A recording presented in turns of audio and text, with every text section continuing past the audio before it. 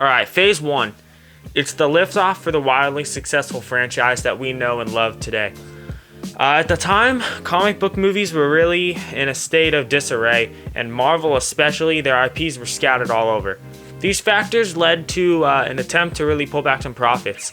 The Kevin Feige-led Marvel Studios, obviously wildly successful today. At the time, it was a complete shot in the dark to turn some B-list characters into a profit. And obviously, it really struck gold. It hit the bullseye. They created one of the biggest and most popular film franchises ever created, including some of the most highest grossing movies ever. But early uncertainty at the time of Phase 1, it led to a group of beloved now, but polarizing films too, of varying quality and style. In total, 6 films were created as part of Marvel's Phase 1, and this is from 2008 to 2012.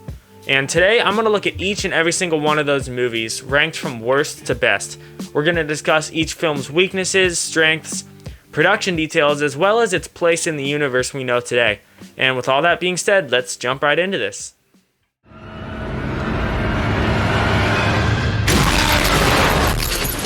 Now she'll see.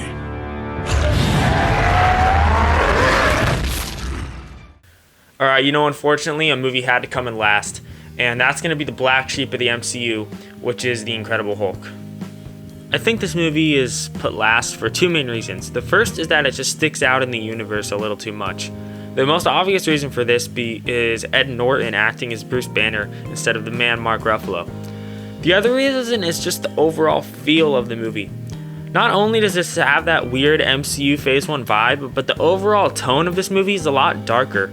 Nighttime, rain, looking through the shadows, and even the music. All of these choices give the movie an astoundingly gritty and dark vibe, which you aren't going to find in many other MCU movies. But this could not be a bad thing if the movie was good, but, differences aside, I think that this objectively just isn't that great of a movie. The characterization all over this movie is lacking. That starts with Bruce Banner, the main character. He comes across as really emotionally flat. He lacks any real characterization. His arc is pretty non-existent.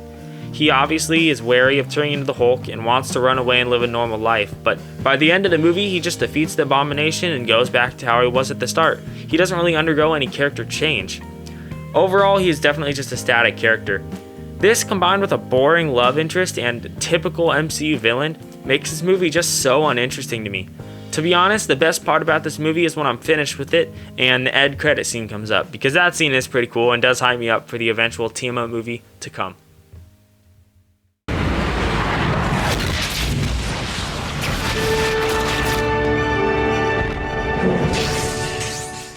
Alright, at number 5, we have the first Thor movie. Thor 1, which came out in 2011, it's the beginning of a line of movies which Marvel still doesn't feel like they've figured out even today.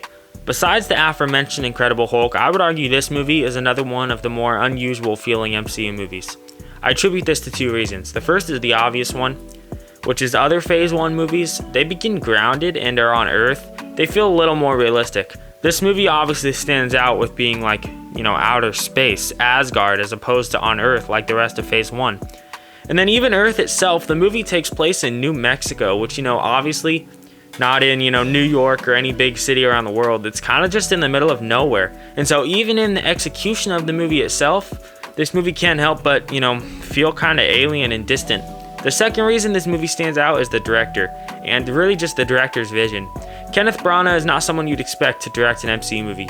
He's famous for, his more Shakespeare-type films, and the fantasy-like feel in this movie really causes it to deviate from the rest of Phase 1's quippy, action-packed adventures Marvel fans have grown to love.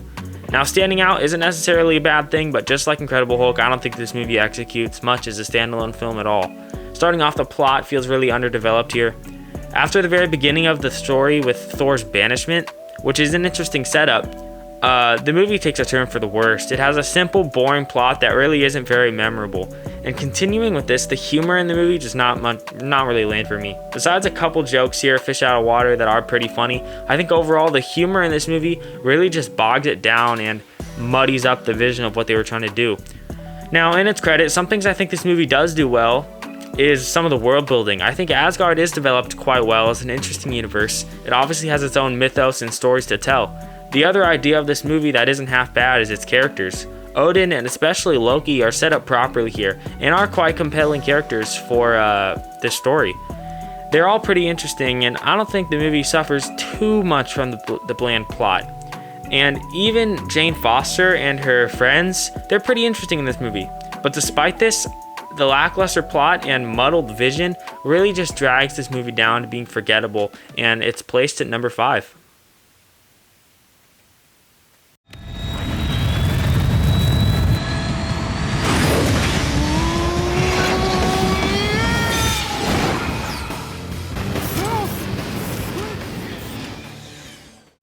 Next up on the list at number 4, I have Iron Man 2. I will admit it was difficult deciding if this movie should be here or one spot lower, but in the end I barely edged this movie up over Thor. I will admit this is a complicated movie for me. The movie has glaring issues with it, namely the plot, which is completely disconnected and disjointed. The movie follows 3 completely separate plot lines that all just kind of lead to nowhere. These base issues with the plot lead to other issues with the movie, like the pacing. No momentum is built throughout this film. Both of these problems lead to another issue, which is flat characters. In a way, the characters are the saving grace of this movie, but they're also a big problem. Tony and other characters go on pretty much no arc throughout this movie. Plus, the 2 villains of the movie are both your typical boring and uninteresting Marvel villains. But all these problems aside, this movie appeals to everything that I really love about Marvel movies. Great characters, awesome action, and an interconnected universe. Despite his lack of character arc, Tony Stark is still such an awesome character in this movie, and watching Iron Man fly around is pretty entertaining. Plus, you got Nick Fury in this movie who's awesome. You've got Black Widow, who's one of the coolest characters that really remains a mainstay through the first 3 phases of the franchise. And finally, you got Don Cheadle's Rhodey and the introduction of War Machine. All these characters contribute to that interconnected feeling and really help to build hype for the Avengers movie to come. So yeah, this movie has some glaring issues in all of its execution, but at its core, it's just such an enjoyable Marvel movie with awesome characters and action that lead me to place it at number 4.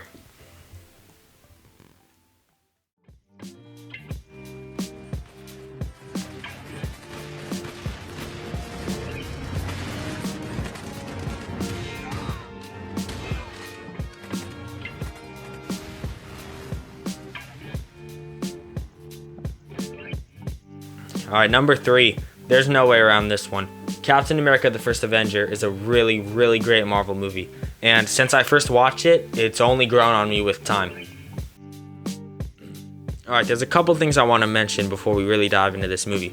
The first thing is, honestly, I really debated putting this a spot higher, which I know that's nuts, but that's just how positive I really am regarding this film. The other thing I want to emphasize is the jump from the bottom 3 in this list to the top 3. Iron Man 2, Incredible Hulk, and Thor are like bad to just kind of mid Marvel movies. These top 3 are all A to S tier standouts within the MCU. With that being said, let's jump into Captain America: The First Avenger. Not only does this movie check each one of my Marvel enjoyment boxes, awesome characters, cool action, and an awesome universe, but it's also one of the best first acts of a movie and one of the best endings and post-credit scenes within any MCU movie. Beginning with the first act, this movie provides a great character arc and great characterization for Steve Rogers as a character and a hero. He's so different from so many other Marvel characters, yet he fits in perfectly, which is really refreshing. His setup and his conversations with Dr. Erskine and Peggy, and then his transformation into a super soldier, along with the awesome World War II setting, all hit just the right marks. The second act, although the weakest, still is enjoyable by providing some of that great Marvel action and showing off Steve's powers still within that World War II setting. This all comes to a head in the third act, with where the music, writing, dialogue, and then Steve's eventual sacrifice at the end of the movie all hit completely off the charts. This is one of the most emotional MCU endings, but it also really gives me chills every time I watch it. The post-credit scene is also absolutely incredible in this movie, and it really gets me hyped to watch the Avengers. In total, this movie introduces amazing characters, provides great characterization, and showcases some great action and surprising emotion, making this a Phase 1 origin story to remember.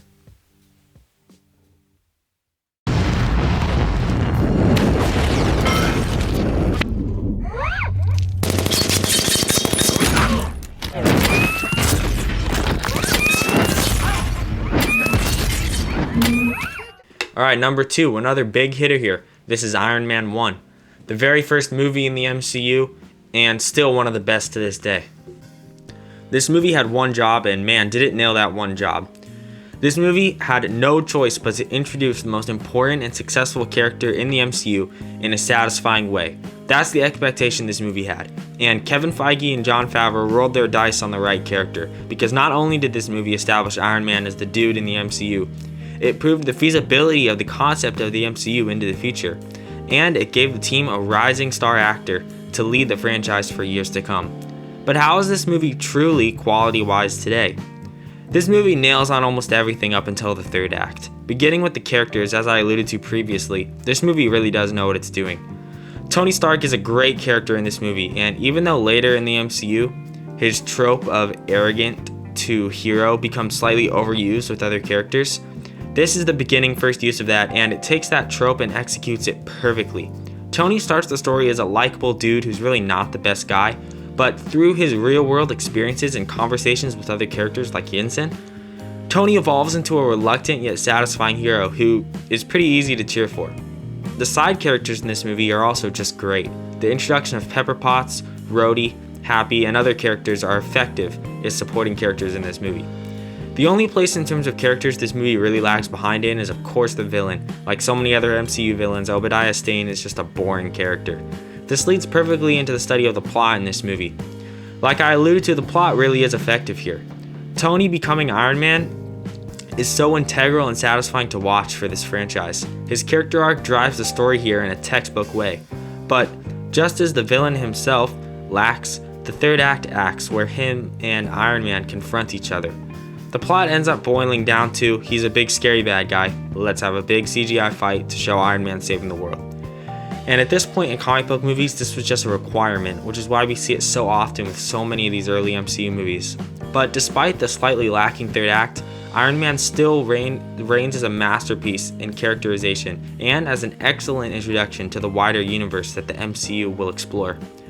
Not to mention, the end credit scene is really one of the coolest moments in the franchise, and it serves as a big, hey, come along for the ride message to viewers. And even the perfect use of the Iron Man song in the end credits leaves you feeling hyped up and gives you a message in the conclusion of the film. Thor, you gotta try and bottleneck that portal. Slow him down. You got the lightning. Light the bastards up. You and me, we stay here on the ground. We keep the fighting here. And Hulk. Smash. Alright, and last but not least, as you can expect, number one, my favorite movie in Phase 1 of the MCU is really easily The Avengers.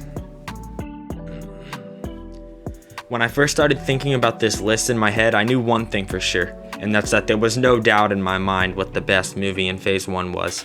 That's The Avengers. Simply put it, just watch this movie. Not only is this film the culmination of all of the origin stories you've seen so far in Phase 1, but it's honestly, in my opinion, one of the best Marvel Cinematic Universe movies ever created. I would put this movie as a top 10 MCU film any day, and honestly, probably a top 5 film. What's impressive about this movie is how it proves the feasibility of the universe the MCU was looking to present. Throughout Phase 1, fans were consistently teased at the team-up to come, but at this point in comic book movies, no team-up had really been pulled off to great success. But as we know now, Avengers absolutely turned the page to the future and set off a decade of widespread success in the comic book and superhero movie genre. Really, as a singular film, The Avengers nails and delivers on almost every regard. The plot, although simple, is perfect for what this movie needed to accomplish. It's a simple story about a team of people coming together and communicating a theme that working together always delivers more than working on your own. But the main aspect this movie needed to nail, which it absolutely did nail, was the characters. As you could guess, it nails every aspect of the characters. Let's start in the opposite order of usual with the villain. Loki is easily the best villain in MCU Phase 1. He actually has some sort of personality and motivations and isn't the most unlikable villain. Obviously now he's well liked, but back then that wasn't really established. So to see them effectively characterize Loki is enjoyable. With the villain out of the way, let's move to the main characters. This movie intelligently chooses not to focus on individual characters as much, but instead focus on the team working together as a whole and what each character brings to that team. The movie successfully builds rapport with characters of the team who throughout the film go through conflicts and ups and downs with each other, but eventually they all move past their troubles and show that together they're a force to be reckoned with. Each character's setup in their solo films was honored well here, and each character's distinct personality is really able to be shown off through this film. The excellent characterization and plot, combined with the excellent score, amazing visuals, and action and humor, and overall start to finish satisfaction, certifies the Avengers as the single best movie in the MCU Phase 1. With all that being said, I hope you enjoyed watching this video as much as I enjoyed making this video. Also, be sure to leave your thoughts and opinions down below. But anyways, that's about it from me. I will see you all later.